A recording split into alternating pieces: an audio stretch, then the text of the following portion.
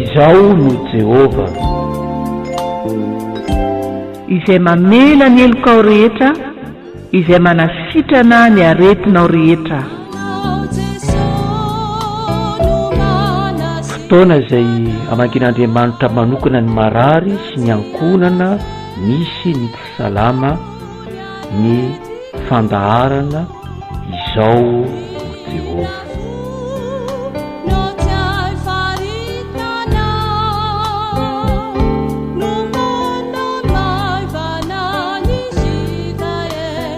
Riava malala ao amin'ny tompo, ianao izay manaraka ny fandaharana ho an'ny marary sy ny mikarakara rehetra ny tsy salama. Ampifaliana no anasananao indray iombom-bavaka isika, ary ny salamo 5:1 andiny voalohany hatramin'ny 4 no iombonantsika, hiderahantsika n'Andriamanitra sy hanomezantsika voninahitra ny anarany. Ao aorianan'izay dia hivavaka isika, koa dia ampitomboina ho aminao ry havana ny fahasoavan'Andriamanitra ao amin'ny Jesosy Kristy tompontsika sy mpamonjy antsika. Ao amintsika rehetra ne ny fampiraisan'ny fanahy masina, ary dia hiasa mahery ne izany fanahy masin'Andriamanitra izany ho voninahitry ny anarany. Iderany tompo amin'ny salamo 5:1 isika, ny 1 hatramin'ny 4. Miderahany Jehova, miantsoa ny anarany, atao fantatra any amin'ny firenena ny asany.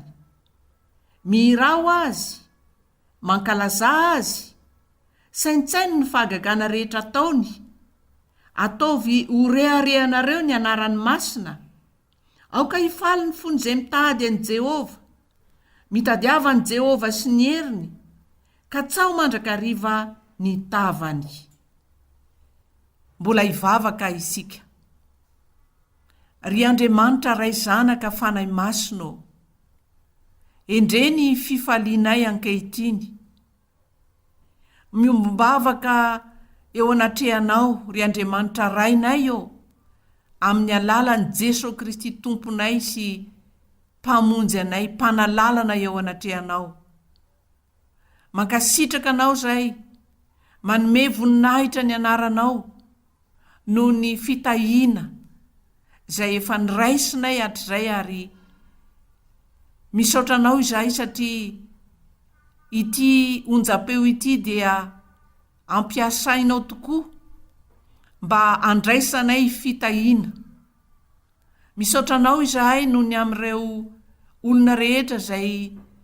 nampaherezinao, nositranonao, notoloranao saina endry Andriamanitra, noho ny amin'ny fahasoavanao. Misaotra anao manokana izahay noho ny amin'ireo marary zay nahazo fanasitranana ary nanolo tena ho anao. Ho an'ireo rehetra zay nampiditra anao eo amin'ny fiainany ary mahatsiaro fa tsy misy Andriamanitra afa-tsy anao. Raiso manimpofona eo anatrehanao zao fiombonam-bavaka tanterahana izao. Na aiza misy anay tompo, dia hitanao tokoa izahay. Koa dia amin'ny anaranao Jesosy Kristy tompo no anaovanay izany vavaka izany. Amen. Ry hava malala ao amin'ny tompo. Velom-pisaorana ny tompo tokoa isika satria ny fahasoavan'Andriamanitra no mahatoy izao atsika, ahafahantsika mifampahery amin'ny alalan'izao onjam-peo izao. Ary raha tenin'olombelona dia mety andalo, fa Andriamanitra zay iombonantsika dia Andriamanitra velona ka tonga mamangy antsika ary mampita indray ny afany sy ny sitrapony. Dia ho raisintsika raha ry havana ny soratra masina ao amin'ny Korintianina 2, 2:12, dia hovakitsika manomboka eo amin'ny andininy voalohany hatramin'ny 10. Epistily nosoratan'i Paoly ho an'ny Korintianina, boky 2, toko 12, andininy voalohany hatramin'ny 10. Rehefa hita ry havana dia toy ny fiainantsika miara-mamaky izany isika, ary raha tsy afaka mamaky ianao dia zay eo anilanao mamaky zany, ka dia efa mamangy antsika sahady ny tompo. Amin'ny anaran'i Jesosy, tsy maintsy mirehareha aho, na dia tsy mahasoa aza izany, fa handroso ilaza fahitana sy fanambarana ny tompo aho. Mahalala olona anankiray aho ao amin'ny Kristy, tokony ho 420 taona lasa izay na tao amin'ny tena na tsy tao amin'ny tena tsy fantatro. Andriamanitra no mahalala. Ilay anankiray dia nakarina ho any amin'ny lanitra 7, ary mahalala ilay olona anankiray aho na tao amin'ny tena na tsy tao amin'ny tena tsy fantatro. Andriamanitra no mahalala. Fa nakarina ho an'ny paradisy izy, ka nandreteny tsy azo tenenina sady tsy tokony ho lazain'ny olona. Ilay anankiray no ataoko rehare, fa ny amin'ny tenako dia tsy rehare aho afa-tsy amin'ny fahalemena ihany. Fa na dia te hirehare aho dia tsy ho adala fa ilazany marina. Nefa tsy manao izany aho, fa andreo misy olona mihevitra ahy ho mihoatra noho izay ahitany ahy na izay andrenesany ny teniko. Ary fandreo irehare no ny abetsaky ny fanambarana aho, dia nasiana tsilo tamin'ny nofo, dia iraky Satana amely ahy fandrao irehare aho. Izany nangatako intelo tamin'ny tompo mba ialany izany tamiko. Nefa hoy izy tamiko, ampy ho anao ny fahasoavako, fa ny heriko dia tanterahina amin'ny fahalemena, ko mainka sitrako ny irehare amin'ny fahalemeko mba hitoeran'ny herin'i Kristy amiko. Ko dia finaritra aho amin'ny fahalemena, amin'ny fampahoriana, amin'ny fahaterena, amin'ny fanenjehana, amin'ny fahantrana, noho ny amin'ny Kristy, fa ny fahalemeko no fahatanjahako. Amen. Eto ry havana dia misy zavatra ambaran'ny apôstôly izay nanoratra ny taratasy ho an'ny kristianina tany Korinto, dia i Paoly izany, momba ny tenany sy ny zavatra misy eo amin'ny fiainany. Ary ny teny miverimberina ry havana dia ny hoe rehare ary ny hoe fahalemena. Ka ny fahalemena zay ambaran'ny apôstôly Paoly eto dia aretina zay teo aminy, aretina ara-nofo. Hoy ny filazany azy hoe nasiana tsilo tamin'ny nofo ao. Nasiana tsilo tamin'ny nofo ao. Zay nisy aretina teo amin'ny apôstôly Paoly. Zany aretina zany moa dia misy ny miteny hoe torana matetitetika ny apôstôly Paoly. Zay le hoe aretina mety hoe mahazo azy zany. Ohatra ny kelikely hery ara-batana. Ary ilay hoe rehare indray eto dia ambarany eo amin'ny andininy 5. Ilay anankiray ozy no ataoko rehare, fa ny amin'ny tenako dia tsy rehare aho afa-tsy amin'ny fahalemena ihany. Tsy mampirehare ny apôstôly Paoly ny asa fanompona ny tanterahiny. Tsy mampirehare ny apôstôly Paoly ny ataontsika hoe fitondran'Andriamanitra azy manokana tamin'ny fanambarana noraisiny. Ary mariny tsara moa zany hoe eo amin'ny andininy 2, mahalala olona anankiray amin'ny Kristy aho izy dia nakarina ho any amin'ny lanitra 7, dia nakarina ho any amin'ny paradisa, ary ny nandre teny tsy azo tenenina ary tsy tokony ho lazain'ny olona. Nisy zany fitondran'Andriamanitra mahagaga ny apôstôly Paoly. Ataontsika hoe fahitana ve zavatra ara-panahy zany, zavatra miafina, tsy hoe mahazo ny olona rehetra, fanomezam-pahasoavana, fa tsy zany nampirehare amin'ny Paoly, fa mazava be mihitsy zany ny teneniny eto dia hoe mirehare izy no le fahalemena noho ny amin'ny anankiray no rehareany, Jesosy Kristy ny rehareany, ary tsy misy ataony rehare amin'ny tenany raha tsy io le fahalemena io, io le aretina io, satria io nisehony ny herin'Andriamanitra. ry ava-malala ao amin'ny tompo ao anatin'ny vanim-potoana miavaka sy manokana tokoa isika ankehitriny a satria mankalaza ny tsingeritaona ny fetim-pirenena malagasy dia mitodika aminao manokana ianao tsy salama hoe mety malahelo ianao mihoatra no nisan'andro ve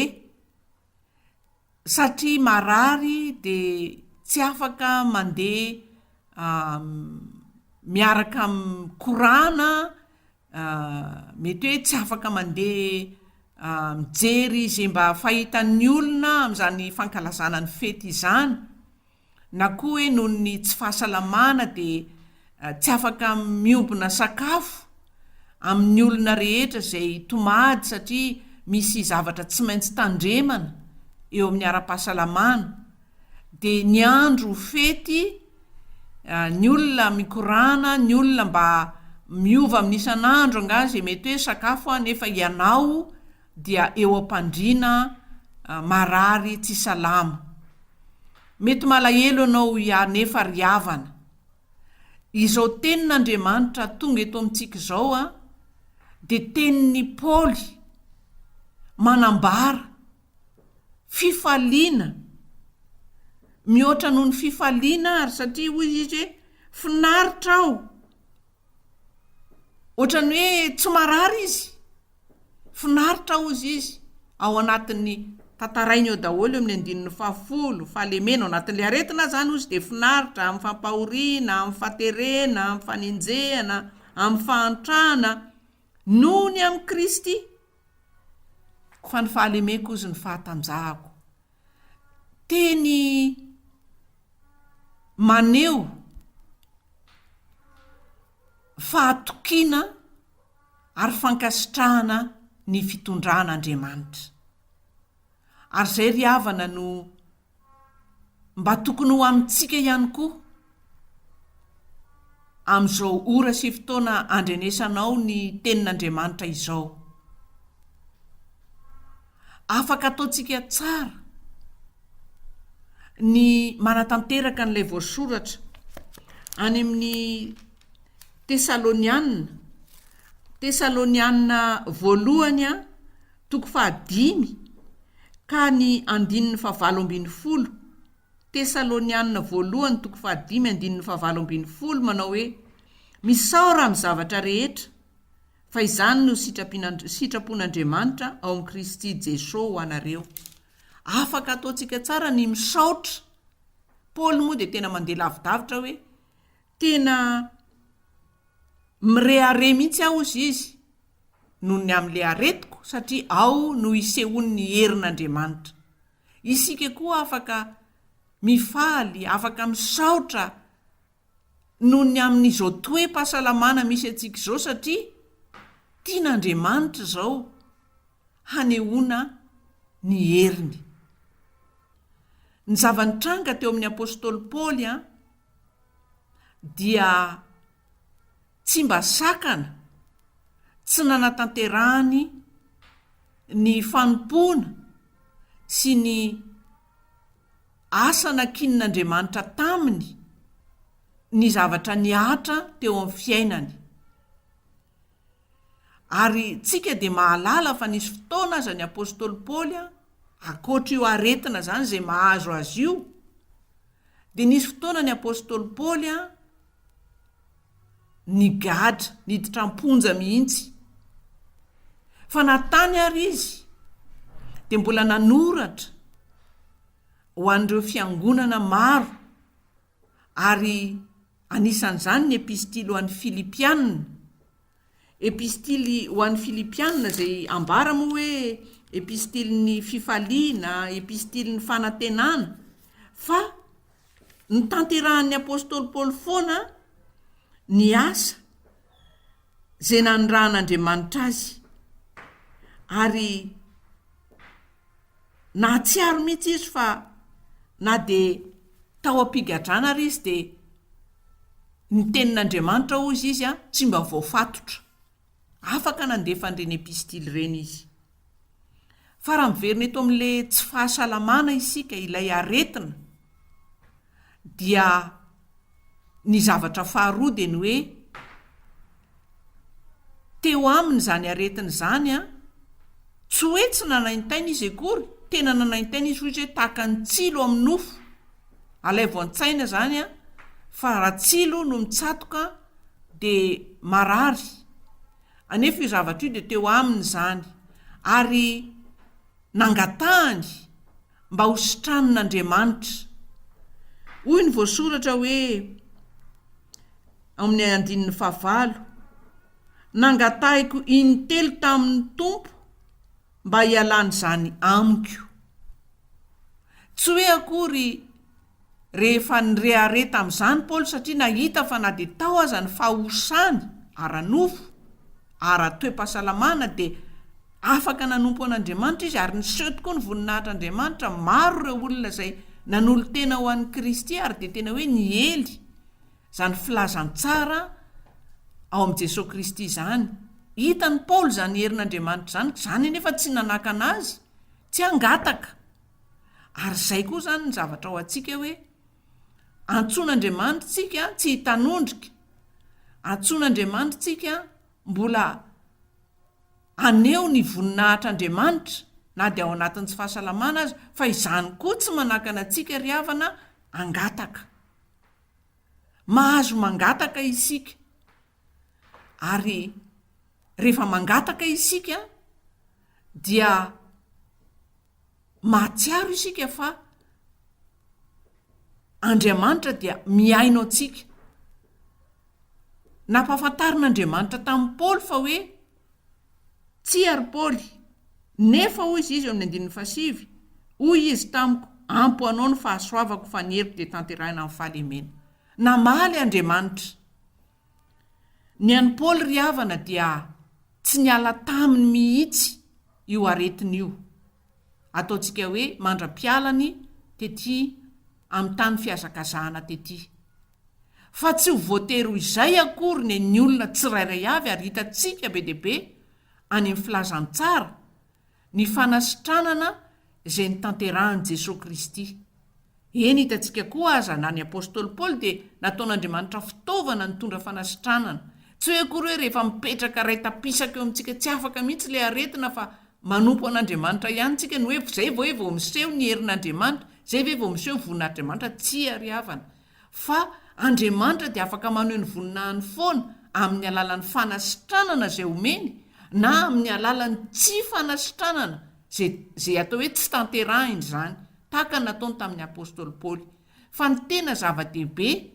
dia ny hoe ilay aretina dia tsy manakana ny fifandraisanao amin'Andriamanitra ahafahanao mangataka tsy manakana ny fifandraisanao amin'Andriamanitra ka ampiasan'Andriamanitra ianao ho fitaovana hanehoana ny heriny ary ny teboka fahatelo ry havana izay ataontsika hoe lehibe ihany koa dia hoy ny apôstôly Paoly hoe amin'ny 17 fandrao irearea noho ny abetsaky ny fanambarana aho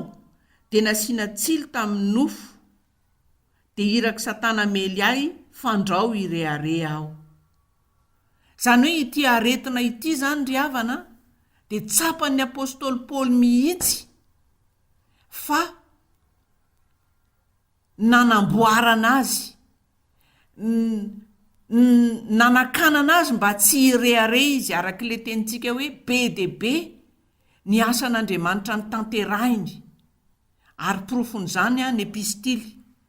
ny akamarony dia i Paoly avokoa ny nanoratra azy be dia be ny asan'Andriamanitra be dia be le herin'Andriamanitra sy le voninahitr'Andriamanitra teo amin'izany asa fanompony zany ambonin'izany ilay tenenitsika tery amin'ny 12 sy 13 hoe nisy fanambarana manokana zay niseho teo amin'ny Paoly zany rehetrarehetra izany dia raha ohatra ka tsy teo le asan'Andriamanitra le fahendren'Andriamanitra dia mety ho nahalavo an'ny Paoly tao anatin'ny frerehavana ary tsy vitany paoly ihany no mety ataontsika hoe latsaka tao anatin'ny firairavana sy fandikana ny sitrapon'andriamanitra fa mety ny olona koa zay manodidina zay ny aino azy arak'le voasorana hoe fandrao misy olona mihevitra ho mihoatra noho izay ahitany ihany izay andrenesan'ny teniko manjary sao de sanatrika i paoly indray no ataon'olona andriamanitra zany rehetrarehetra zany zany de tsapan'ny apôstôly paoly hoe antony nahatonga ilay aretina zay nangatahany fanasitranana tsy ho sitrana fozy izy ny tompo hoe ampo anao ny fahasoavako ary de nyraisin'ny paoly zany de ozy izy hoe finaritra ozy izy amin'izany rehetrarehetra zany noho ny amin'i Kristy fa ny fahalemeko no fahatanjahako de isika koa zany ry havana de takan'izany tena mila ho raisitsika hoe fifaliana mihitsy le hoe le aretina eo amin'ny fiainantsika ane na ataontsika hoe aretina mandalo na hoe aretina mitaiza na hoe efa tena hoe amantaonany mihitsy de iny enge misy planin'Andriamanitra iny ary mahasoa atsika le izy arak'izao Korintianina 2:12 zao mba hierovana ny Paoly tsy ireare zay ny any Paoly ary mba ho fiarovana an'ireo olona rehetrarehetra zay nitondrany Paoly fampianarana sy nitoriany ny filazantsara ianao koa mety ho tahaka izany mety mpanompon'Andriamanitra tena niazakazaka ianao na havita be ianao Andriamanitra ny mahalala an'izany kanefa ianao koa de vangin'ny fanahan'Andriamanitra ka atsapanao hoe mety ho izay tian'Andriamanitra aseho fa misy fetrany ny herinao ny fahefanao tsy afaka miazakazaka ianao zao fa marary mba tsy hampireharehanao mety olona tsy manam-paharetana ianao eo amin'ny fiainana de mety tonga zany aretina izany aretina ataontsika hoe elaela voasitrana ahitanao ny faharetan'ny mpitsabo ohatra mamadibadika anao ny ankohonanao ny karakaranao ary zany no ampitan'Andriamanitra any aminao le hoe mba mila manana faharetana koa ianao be de be mety hoe olona mitoky ianao amin'ny ataontsika hoe entimanana vola fahalalana de tonga ny aretina ka mety hoe mialany ny eo am-pelatananao hikarakarana vatana hitsaboana hitanao hevitr'Andriamanitra izany tsy hitondra loza fa fiadanana satria amin'izay de fantatrao fa mihoatra noho zay mety ho volana ananao zay mety ho fahalalany ny dokotera ny fahefan'Andriamanitra miazona ny ainao satria Andriamanitra ny tompon'ny aina fa tsy miankina amin'ny fananan'ny olona tsy miankina amin'ny abetsahan'ny soavaly ny soratra masina ny ainy ry hava-malala ao amin'ny tompo mampahery atsika ao anatin'ny tsy fahasalamana ankehitriny mety aretina mandalo isika fotoanany ririnina izao mety aretina ao anatin'ny aretina zay mbola ataontsika hoe baraingo ary mbola miatra eran-tany de ny Covid izany mety aretina efa amantaonany am'tovanao mamiadana ve be de be ny karazana aretina ho atsika kristianina ho atsika mino an'Andriamanitra tsy ny karazana aretina akory no olana amin'Andriamanitra fa tsy misy zava-mahagaga zay tsy hainy eo Andriamanitra io ary tamin'ny andro zay nandelovan'i Jesosy Kristy tany Palestina iny de hitatsika tsara voalazany amin'ny filazantsara fa nentina teo amin'ny daholo ny marary rehetra tsy nanavahany zany tao ny malemy tao ny mitsidra efa ela tao ny mona tao ny jamba be de be hain'Andriamanitra avokoa izany fa ny zava-dehibe amin'ny tian'io ty ry hava-malalo amin'ny tompo ianao izay tsy salama dia aza malahelo ny fonao satria hoe manao fety ny olona afaka mitsangatsangana ny olona afaka mijerijiry mahafinaritra ny mamirapiratra ny olona afaka mihinana zay tiany ho hanina ny olona ka mety hoe ianao tsy afaka manao an'izay raiso ny tenin'Andriamanitra fa isika dia tokony hisaotra amin'ny zavatra rehetra ary tsy vitany hoe misaotra fa hozy izy ny apôstôly Paoly hoe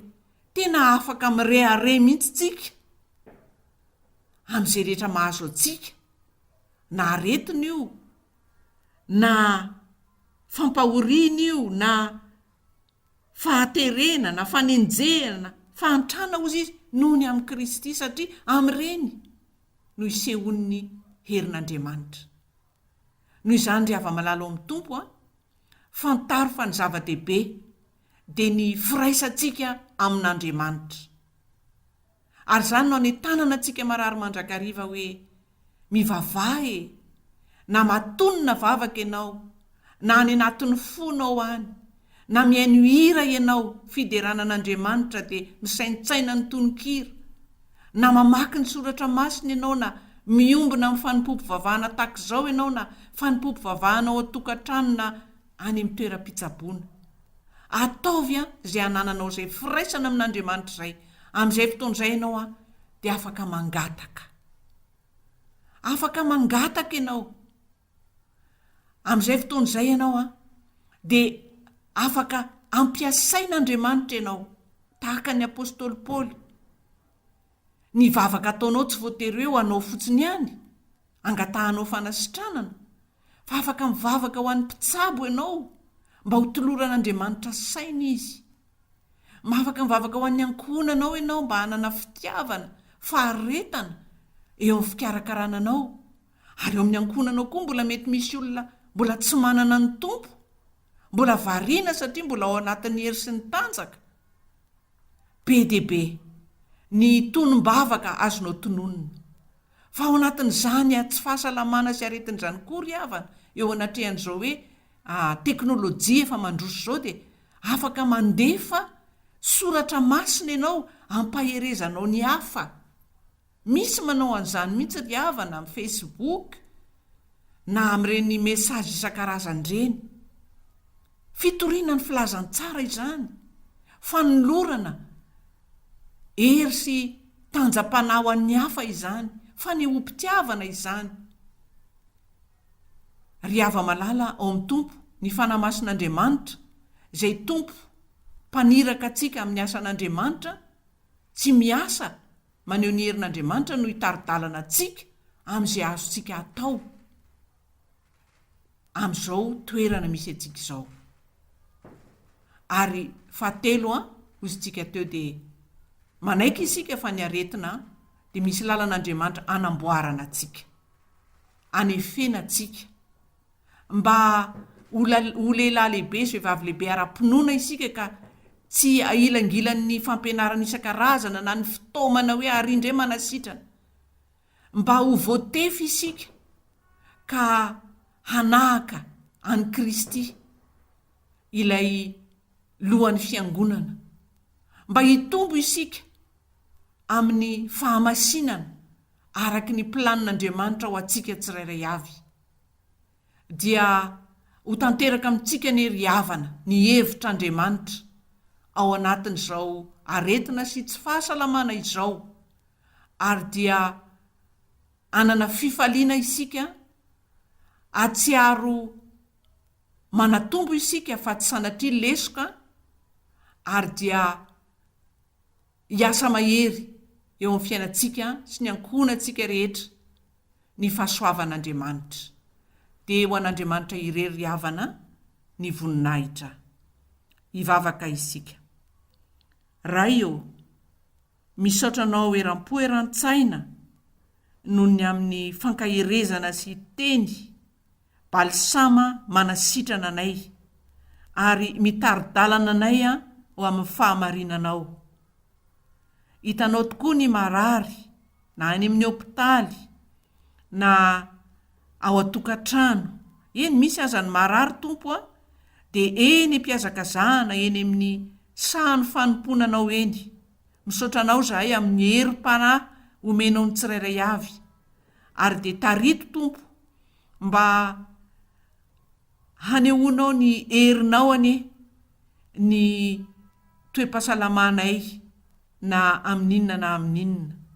ary dia ho tanteraka aminay anie ny asanao mahagaga. Ho voninahitra ianaranao ry Andriamanitra ray zanaka fanahy masonao. Amen. Ry hava-malala ao amin'ny tompo a, ny fotoanantsika eto iombonantsika amin'izao onjam-peo izao dia manapetra fa ny fahasoavan'Andriamanitra mitoetra amintsika hatrany, ary dia ho tononona amintsika ny tsodrano a, ho tanteraka amintsika araka ny habean'ny fahasoavan'Andriamanitra. Raha sitrapon'Andriamanitra dia miombona eto isika, raha mbola tsy tonga eny amin'ny raha ho any lanitra Jesosy Kristy. Raisoary ny tsodrano ry havana. Hitay ianao anie Jehova ka hiaro anao, ampamirapiratra ny tavany aminao anie Jehova ka hamindra fo aminao, hanandratra ny tavany aminao anie Jehova ka hanome anao fiadanana. Amin'ny anaran'ny Ray sy ny Zanaka ary ny fanahy masina. Amen. Finaritra ry havana.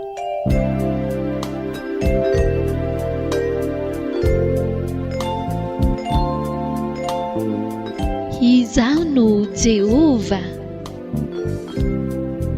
Fandaharan'ny radio vaovao maso, iandreketan'ny mpanompon'Andriamanitra